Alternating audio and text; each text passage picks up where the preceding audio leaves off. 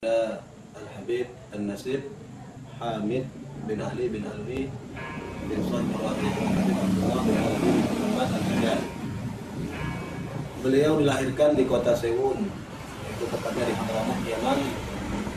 Ayah beliau dari kota Tarim dan ibu beliau daripada suku Al-Habsyi yang berasal daripada kota Sewun, Hadramaut, Yaman. Beliau dibesarkan di kota Hadramaut, dan beliau banyak sekali di masa kecilnya menuntut ilmu dari kalangan para ulama, para aulia yang ada di kota Tarim, Hadramaut. Sehingga beliau menjadi seorang yang giat dalam belajar ilmu agama, yaitu ilmu datuknya beliau, yaitu ilmu Rasulullah SAW. Beliau adalah keturunan daripada Sahib Al-Watib yang keempat, yaitu Al-Habib Hamid bin Ali bin Alwi bin Sahib Al-Watib Al-Habib Abdullah Al-Haddad.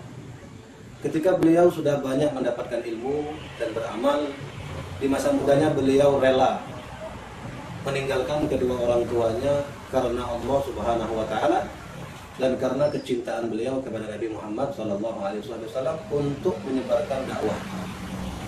Beliau memutuskan untuk berdakwah, khususnya tepatnya di negara Indonesia, itu tepatnya di kota Palembang, Darussalam. Mulailah beliau menyeberangi lautan samudra untuk bisa sampai ke kota Palembang, yang waktu itu beliau didampingi oleh kakak beliau yang bernama Al-Habib Muhammad bin Ali Al-Haddad. Ketika beliau berdua sampai di kota Palembang, beliau diminta oleh Kesultanan Palembang Darussalam untuk menjadi penasehat. Bahkan beliau juga diminta untuk menjadi seorang guru, penasehat sekaligus guru untuk menyebarkan agama Islam di waktu tersebut. Di waktu itu Kesultanan pada saat itu dipimpin oleh Sultan Mahmud Baharuddin bin Ahmad Najamuddin bin Sultan Mahmud Badaruddin Joyo Wikromo alias Sultan Mahmud Badaruddin yang pertama. Bahkan kakak beliau Al-Habib Muhammad, beliau mendapatkan gelar di masa itu sebagai Datuk Murni. Bahkan beliau juga mendapatkan suatu amanat menjadi panglima perang, itu di kota Palembang, sampailah beliau wafat di kota Palembang. Itu Datuk Murni wafat di kota Palembang dan dimakamkan di pemakaman Kesultanan Palembang Darussalam karena kedekatan beliau dengan Kesultanan Palembang, sehingga beliau dimakamkan di pemakaman Kesultanan. Adapun Habib Hamid sendiri, beliau meneruskan dakwah di perkampungan-perkampungan di pelosok-pelosok di kota Palembang dengan gigih, dengan rajin, dengan niat yang baik karena Allah dan ingin membanggakan hati kakeknya Nabi Muhammad Sallallahu Alaihi Wasallam. Bahkan beliau mendapatkan hadiah dari raja, dari sultan, yaitu tanah yang banyak, tanah yang luas. Nah, di tanah inilah beliau mendirikan satu rumah yang diselesaikan pada tahun 1193 Hijriah atau bertepatan dengan tahun 1779 Masehi. Ketika rumah ini selesai, rumah ini dijadikan pusat untuk dakwah. Di situ diajarkan ilmu, pendidikan agama, Al-Quran, itu yang mana beliau mengajarkan anak-anak, orang-orang kampung terdekat, masyarakat. Bahkan, alhamdulillah, rumah tersebut dipusatkan untuk berdakwah. Jadi orang-orang yang ditahan di penjara Kesultanan itu dikirimkan ke rumah Habib Hamid untuk diajarkan ilmu agama. Bahkan beliau juga membangun satu musola di kampung tersebut, yang mana yang sekarang kita kenal dengan musola Langgar Al-Haddad, yang dibangun oleh Al-Habib Hamid bin Ali bin Alwi bin Sahib Al-Watib Habib Abdullah Al-Haddad. Karena kedekatan beliau dengan Kesultanan, beliau dinikahkan dengan putri pangeran, yaitu yang bernama Pangeran Muhammad Yusuf. Dinikahkan putri beliau dengan Al-Habib Hamid. Nah, dari pernikahan inilah Al-Habib Hamid dikaruniai 8 orang anak, 3 perempuan dan 5 laki-laki. Semasa hidup beliau, beliau terkenal dengan orang yang jujur, amanat, bahkan terkenal dengan ketawaduannya. Sangat rendah hati, tidak membeda-bedakan manusia, bahkan beliau sangat menghormati fuqara wal masakin dan masyarakat yang lainnya, sehingga beliau menjadi orang yang sangat dicintai oleh masyarakat, khususnya kota Palembang. Al-Habib Hamid banyak sekali mempunyai keturunan. Ada di Lampung, di Jambi, di Madura, di Karaksan, bahkan di Kalimantan, khususnya di Ketapang, Kalimantan Barat. Bahkan yang terkenal daripada keturunan Al-Habib Hamid sampai saat ini yaitu Keramat Tanjung Priok yang ada di kota Jakarta. Yang mana cicit Al-Habib Hamid mempunyai keturunan dari beliau yang bernama Al-Habib Hasan bin Muhammad bin Hasan bin Hamid. Jadi intinya Al-Habib Hasan ini cicit daripada Al-Habib Hamid yang ada di kota Palembang, yang biasa kita kenal dengan Keramat Tanjung Priok atau Mbah Priok. Itu salah satu cicit yang terkenal. Itu salah satu aulia min auliaillah, seorang ulama yang besar, bahkan seorang yang sangat dikagumi oleh masyarakat sampai saat ini. Al-Habib Hamid seorang yang rendah hati, bahkan pernah diceritakan beliau pernah melewati satu rumah orang Cina, yang mana orang Cina tersebut memelihara 2 ekor singa. Al-Habib Hamid bertanya, apakah 2 ekor singa ini tidak bisa dikalahkan? Lalu orang Cina tersebut mengatakan, ya, tidak ada satupun yang bisa mengalahkan singaku tersebut. Lalu Al-Habib Hamid mengatakan, dengan izin Allah, sesuatu yang kuat pasti bisa dikalahkan. Lalu beliau melemparkan 2 ekor katak.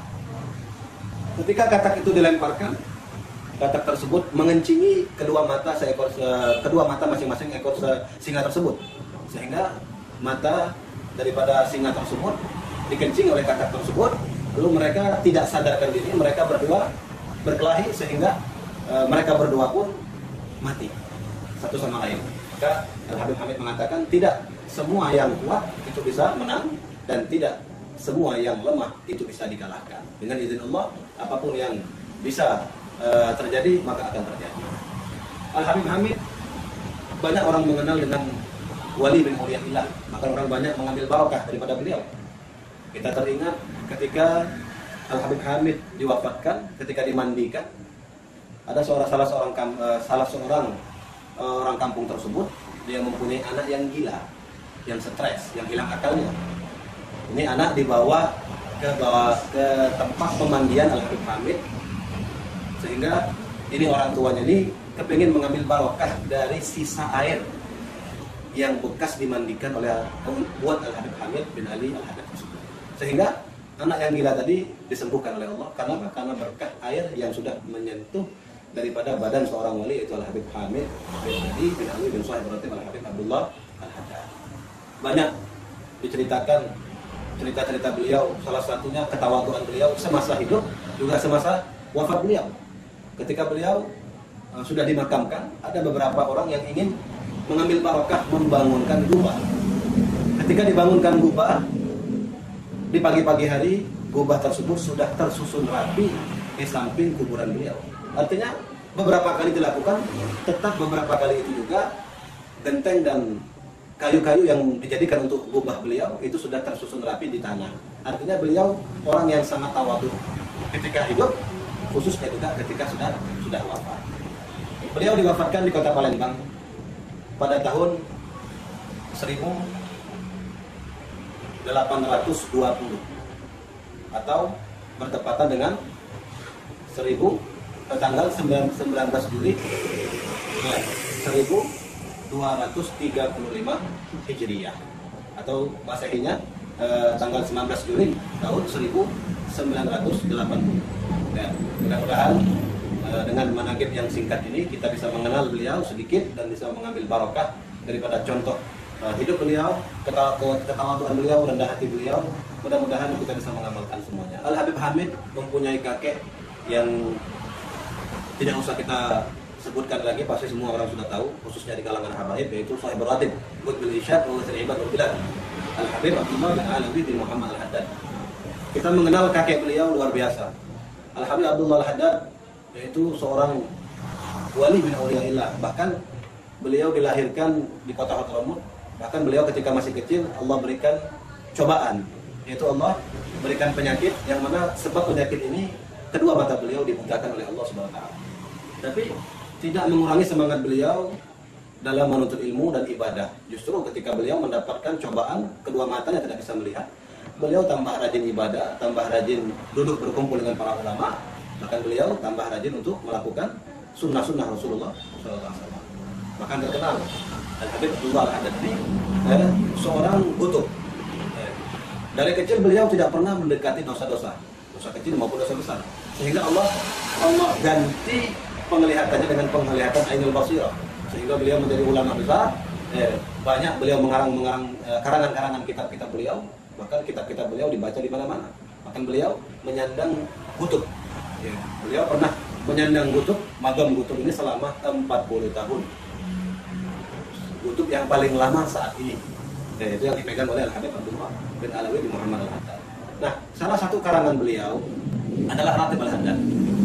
Yang mana kenapa dikarangnya Ratib Al-Haddad ini? Ratib Al-Haddad ini dikarang gara-gara 300 tahun yang lalu sudah ada aliran-aliran yang sesat.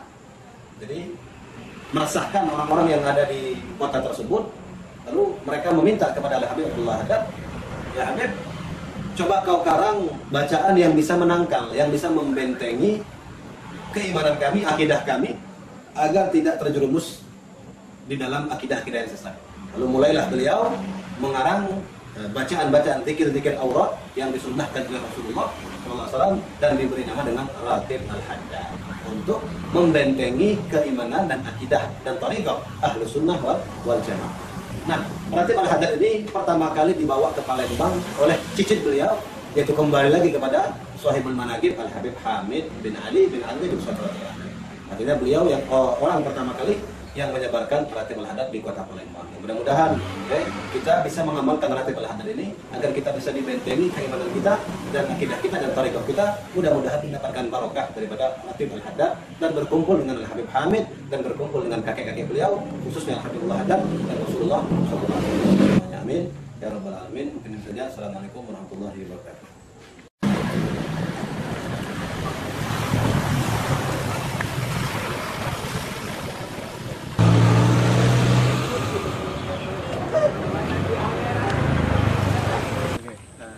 Bapak siapa? Pak Usni. Dengan Bapak Usni. Sebelumnya Bapak sudah tahu tentang rencana pemerintah untuk pembangunan musim 4 di Kota Palembang, khususnya di lokasi yang Bapak berdomisili di sini. Ya, memang sudah tahu, tetapi itu kan dari pemberitaan di koran sama di televisi. Ya. Sedangkan langsung dari pemerintah ya belum ada. Tidak menginginkan berada di sini. Ya. Karena pemerintah itu kan belum mensurvei sama sekali masalah sosial masyarakatnya gimana, dampaknya gimana, dampaknya itu pasca pembangunan. Pasca pembangunan itu, soalnya kami di sini kan sudah tentram sebetulnya, biarpun kelihatan di kampung, tapi kehidupan tentang masalahnya yang paling utama adalah masalah kerukunan beragamanya di sini. Soalnya akan menggusur yang pasti itu tiga musola. Tiga musola, sudah itu majelis taklim, sudah itu acara hall itu yang ulama-ulama besar. Setiap tahun itu yang pasti di sini ada mungkin lebih dari 6 itu setiap tahunnya ada acara hall itu. Okay. Kemudian katanya di sini juga kalau misalnya memang di sini akan dibangun musim 4, terus di daerah sebelah sana itu ada perkampungan Al-Haddad yang merupakan situs budayaan Islam di Sumatera Selatan, khususnya di Palembang. Itu bagaimana tanggapan Bapak mengenai penggusuran? Nah, itulah yang saya sayangkan itu dari pemerintah itu kan, mereka itu kan belum ada kajian masalah sosial budayanya. Memang di kampung Al-Haddad ini sebetulnya kan memang kalau sejarahnya, tapi saya kurang paham. Habib Haddad ini adalah salah satu dari gurunya Sultan Mahmud Badarudin. Sultan Mahmud atau pokoknya masih gurunya Sultan. Soalnya di pemakaman Kawah Tengkurap itu ada kan saudaranya yang makamnya itu sebelahan dengan Sultan. Ya, tapi saya kurang tahu Sultan apa Sultan Mahmud Badarudin, apa Sultan Najamuddin, saya kurang paham. Setelah ini tadi disampaikan oleh saudara kami Pak Julius ini bahwa hari ini kami ini cuma naruh alat baik. Untuk apa? Alat ini untuk mengikat koordinat secara nasional. Seberang ilirlah sudah, alhamdulillah selesai. Nah, dari sini KG ini perencanaan akan kejingoan mano-mano yang area atau lokasi yang kena langsung. Karena jembatan musim 4 ini rencananya turunnya di KH Azhari ini. Tapi jangka panjangnya turunnya di sana kage di Ayani. Nah, jangka panjang. Agus Galo. Ya. Mohon bersabar, mohon bersabar.